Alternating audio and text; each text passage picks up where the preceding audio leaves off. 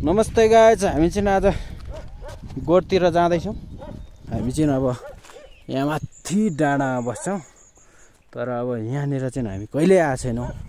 त्यही भएर आज चाहिँ भाइसँग गोठतिर जाँदैछौँ र यहाँको जुन चाहिँ अब गोठको मान्छे चाहिँ अब सधैँ हाम्रो त्यो क्याम्पमा नै आउने गर्नुहुन्थ्यो। अनि जहिले यसो अलिकति त्यो खाना उब्रेकोहरू लगेर गाईबस्तुहरूलाई बाख्राहरूलाई दिनलाई चाहिँ लिनलाई आउनुहुन्थ्यो, त्यसरी लानुहुन्थ्यो। अब कस्तो रहेछ त यो, उहाँ कसरी बसिरहेछ त, गोठमा कसरी जीवन जीविका गर्ने रहेछ त भन्ने हिसाबले चाहिँ हामी यहाँ हेर्न आएको छौँ। र यहाँ भोटे कुकुरहरू पनि पुरै कराइरहेछ, एकदम राम्रो रहेछ है। तर यसले चाहिँ भेट्यो भने चिरिपै बनाउने रहेछ है। केही गर्दैन, केही गर्दैन। ए ल, अनि पुरै रिसायो त, टोकुङला जतिकै गर त हौ। मुख त तिकारिसक्यो, ढुङ्गामा पुरै रेतिसक्यो। डेन्जर कुकुर रहेछ, मार्ला जतिकै गरिसक्यो हामीलाई।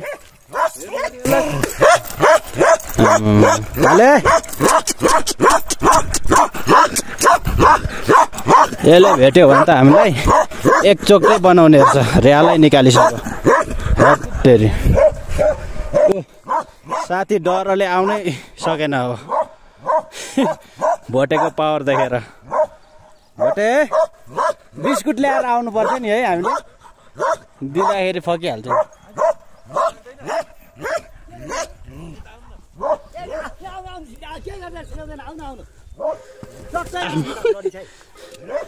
डेन्जर रहेछ नि तपाईँको भोटे त।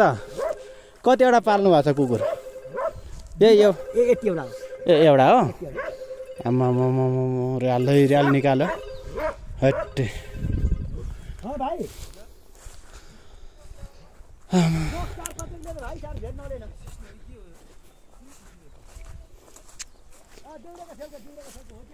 यहाँ बस्नु हुँदो रहेछ उहाँ अङ्कल चाहिँ, यहाँ बस्नु हुँदो रहेछ बाख्राको लागि। कस्तो मजाले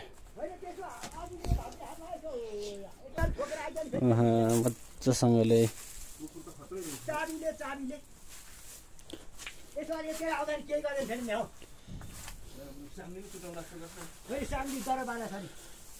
दहीहरू पनि राख्नु भएको छ कि क्या हो? ए केही छैन। यो चाहिँ के हो? यो चाहिँ ए टोलो हो। यहाँ बस्नुभएको कति वर्ष हो तपाईँ?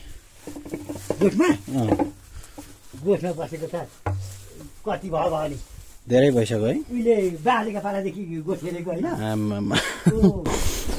2016 सालदेखि हेरेको होइन होला। के हो त्यसमा? केही छैन सर, त्यसो के चामल सुमल के राख्ने हो त्यो गोठको बाकस। भनेपछि हजुरबाको पालादेखि बुवाको पालादेखि अब नातिहरू त बस्ने होइन होला? नाति त बसेन, नाति त बसेन। त्यो गोठको डेली, यो उहिलेको गोठको डेली, उहिलेको ठेका। यो ठाउँलाई चाहिँ ठ्याक्कै के भन्छ? यसलाई बलुने। ए बलुने हो। बलुने। ए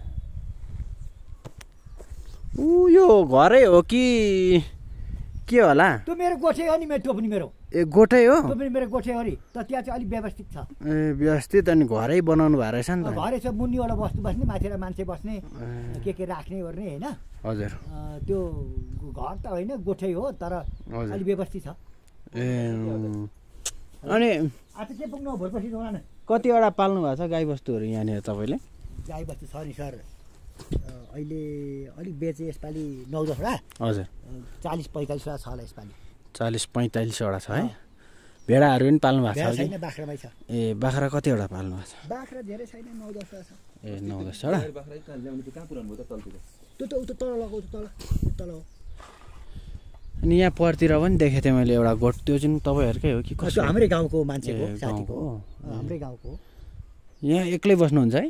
छ नि मेरो साथी गोठला केटा ए गोठला केटा पल्लो चोकमा पठाइदिएको ए छु के सामान दिनु पल्लो चोकमा पठाइदिएको छ डर त लाग्दैन नि के डर लाग्नु यहाँ चितुवा आउँछ आउँदैन उहिले त आउँछ नि अहिले अहिले त छैन ए अहिले छैन अहिले छैन चितुवा उहिले त चितुवा भालु बाघ हरेक थियो नि वन कुकुर अहिले छैन अहिले चाहिँ यहाँनिर पाइने चाहिँ जनावरहरू के हो यहाँ पाइने बर्खाको समयमा यो टुसा पलाएको समयमा अलिअलि भालु पनि पाइन्छ ए भालु अनि अलिअलि खोइ बाख्रा साख्रा पनि खान्छ चितुवाले राम्रो नदेखि त खान्छ होइन चितुवा नि छ भनेपछि छ छैन चाहिँ छ रहेछ तर उहिले जस्तो प्रशस्त होइन छन् त छ हजुर हजुर अनि ती दुईटा हुन् अनि बेला बेला बँदेल पनि आउँछ ए बँदेल पनि छ है बँदेल पनि पाइन्छ होइन यस्तो यो पाहाडमा पाइन्छ है पाइन्छ यहाँ कहाँबाट आउँछ नि बँदेल पनि आउँछ अनि यहाँ मृग हजुर हजुर घोरल हजुर थार